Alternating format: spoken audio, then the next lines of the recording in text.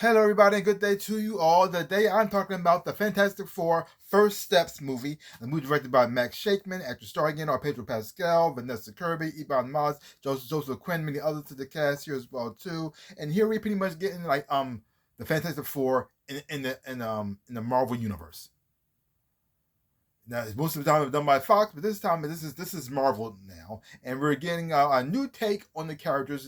It's set in a futuristic, like sort of like 60s like era type of style with the clothing, and the technology is also very highly advanced, but also has that retro look at the same time. And so it kind of has that blend to it as well. And it's pretty much about this family of astronauts and explorers went into space, and because of the cosmic rays, they got turned and became superheroes, and they became the protectors of this world. So far, it seems like they're the only superheroes in this world, and they got all the classic Marvel villains in here as well. I mean, not Marvel, Fantastic Four villains. It even did homages to the comic book covers in here as well too. They were fighting one of the monsters. I said, "Oh my gosh!" And so you pretty much get a new take on the Fantastic Four, and overall, I actually didn't enjoy it, but it's not perfect. So before I get into the good stuff, let's start with the bad part about this movie.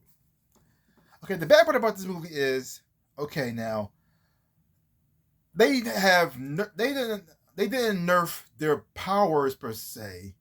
They nerfed a lot of their personality. Okay, Johnny Storm was the youngest person on the team. Matter of fact, he was the teenager when he got his powers, so he was like happy and go lucky. He got superpowers, and he also was like he's a flirt. He like to flirt with girls and stuff as well too.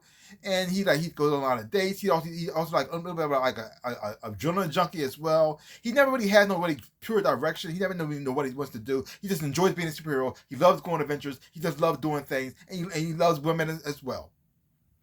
He also likes to do little pranks on Johnny. He likes to do little pranks on Ben as well. They fight back and forth as well. They people like an older brother, younger brother situation, and the younger brother always gets to the older brother's nerves, and they end up fighting. And Ben is also he's not like a loud character like Johnny, but he does have a heart of gold. They do capture that. But he also like the rough. He had a little bit of rough and tumble. He grew up on the streets. He was in a gang as well too. So he has some of that mentality in here, and and so when it's time to fight, like it's clobbering time. He's ready to go. He's ready to throw down.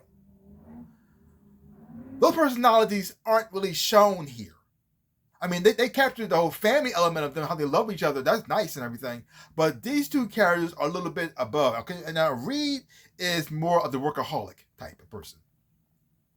He does love his wife. He loves his family. He loves his friends as well too. But sometimes his pursuit of knowledge, he tend to ignore them a lot of times. And sometimes his pursuit of knowledge gets him into a lot of trouble as well. So that's the thing. But Sue is mostly like she's the heart of the team, and they do capture that part. It's just that these two characters, I guess they were so scared that it might come into a comical place because Marvel has a tendency to have their jokes undercut their drama. So you can have a very dramatic scene, something sad happen when you're feeling something, and then because they're scared you might cry or feel anything more adult or anything, they just throw in a joke or a little quip, and it kind of undercuts that, and so now it moves on. So you don't really get the chance to them feel anything, and you don't think that because they don't care, so you don't care either, and so you get kind of detached from the movie. So they didn't do that here, which is great. But because of that, it kind of downplay their personalities some. So because I guess they were so scared that it might be fall into the comical rule or be kind of cheesy, so they just said we ain't doing that. So we gonna stick to the make them a little bit more grounded, a little bit more mature, a little more so. So Johnny wasn't like, even though they mentioned him liking girls in here, they don't show it. So you don't see him flirting with any of these girls and things like that too. They also kind of made him a little bit smarter than Johnny usually is a lot of times doing certain things, but it looked like they tried to go into the whole he likes flirting with the Silver Surfer situation, but they didn't really quite want to go there either. So they just kind of threw it out there, but they do nothing with it. So that was kind of a waste there. Yeah, and that was pretty much it. I mean, Pedro Pascal, I think he did a pretty much good job as well. But he wasn't bad. It wasn't like, and then it didn't like downplay him too much, but it didn't use a lot. It's kind of weird balance, but it was fine. Sue was okay, but it was like this. Her personality was the one that shone the most. Everybody else kind of got pushed back a little bit, even Reed, even though he's the leader of the team. I mean, he did come into the clutch for a lot of time with technology and plans, but sometimes certain plans that the plan that he came up with to save Franklin and stuff was like kind of like a little stupid. Because the thing is, though, you think you come up with something better than that. I mean, the overall thing was great, but the setup to that was like this. No, no, and then it also seemed like they downplayed Reed's intelligence a little bit as well. Like I said, only person personality that shined the most out of here was Sue Storm's personality. She shined the most. Matter of fact, if you look at it, you think she was the leader of the team. Everybody else kind of got dulled down a little bit, which is, I understand at the same time, but at the same time, it didn't. I mean, it didn't take me out of the picture where I couldn't enjoy it, but it made me notice that, that's interesting. But oh well, it is what it is. Yeah. Now, this is not. I don't know if this is a bad thing or a good thing. Now you got the Silver Surfer was played by Julia Gardner. Her performance was fine.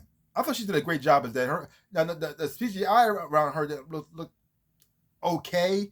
I think it was better back in the past when the first time they showed Silver Surfer. I think that version of Silver Surfer looked the best when it came to special effects wise and CGI. That looked the best. This one was fine. It wasn't like awful, but it looked better than I've seen in the trailers. But it wasn't great either. Like some kind of weird middle ground as well. I don't know why they made it to a woman. I don't think it made much difference because they pretty much gave it the same origin. So like this, why do that? It looked like they were trying to give Johnny a love interest, but they didn't want to do that either. So it's like just a waste of. It could have been something, but they didn't want to go there, and so they did. So I didn't even see the point of them changing their gender. I didn't see the point of changing the gender, right? Like it didn't bring them to the table, so why do it? Like I don't know. I mean, it wasn't bad, it's just that it was like unnecessary. But oh well. So that's pretty much. And also, there wasn't really a lot of humor in here. I mean, there was a little bit of jokes. Most of the time, the joke was coming with the mole man.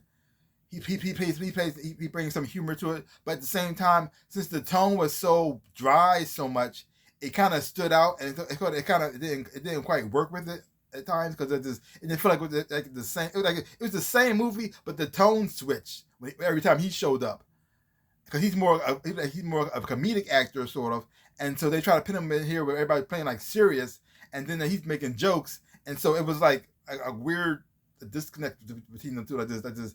It's trying to make it blend them together, but it didn't blend them together quite smoothly. Yeah. So that's that. So now let's move on to the good stuff. Visual effects in the movie was amazing. I mean, it's CGI when it came to Silver Surfer was a little bit iffy, but when it came to Galactus as well, seeing the powers in action was great. I did like that.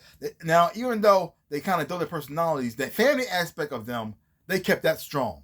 And that was very beautiful. I really liked them coming together as a family, working together, having the dinners together as well, too. When they found out that Sue was pregnant, how do you react to it? I thought that was quite nice and very sweet as well. I really did enjoy that. And even though they love each other, they showed moments when they had disagreements as well, but they managed to put those things aside for the greater good and make things happen. I was like, yes, the Fantastic Four. It makes you happy. I said, yes, I actually was rooting for them at the end. So, action scenes, not a lot of action scenes in here. Mostly a lot of setup, but the action scenes they do show actually was done quite well. I really did enjoy that. And also, Galactus looked amazing. He looked amazing. So, now this was, I want to say, Marvel's back and it killed it and blew it out of the water. This is more like, Marvel's on the right track. I think they're slowly building on what they're doing. Like Thunderbolts wasn't perfect, but it was good. I enjoyed it, but it wasn't perfect. It has some flaws in it, but it's a good building spot. And this right here is it's building on that. So this is not like A movie, but it's not a C movie either. So if I give this movie a grade, I'm giving it a solid B, a solid B, and that's good because it looks like Marvel slowly getting itself back on track. Right. They just have a hard time finding the balance because the humor in here was fine. It's just that I'm happy. I'm just happy that it didn't undercut the drama. That was just great.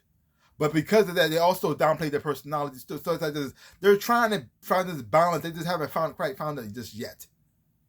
They try to find the humor and the seriousness, and trying to find the right tone that everybody can enjoy it, but at the same time not push people away, because Marvel's jokes and humor has gotten kind of old, and I think Marvel was starting to realize that and say, okay, we can't keep making jokes all the time, because that just it's just stupid. It makes everything seem unserious, and so now we just know from making quips, and everybody got to make a quip for no reason.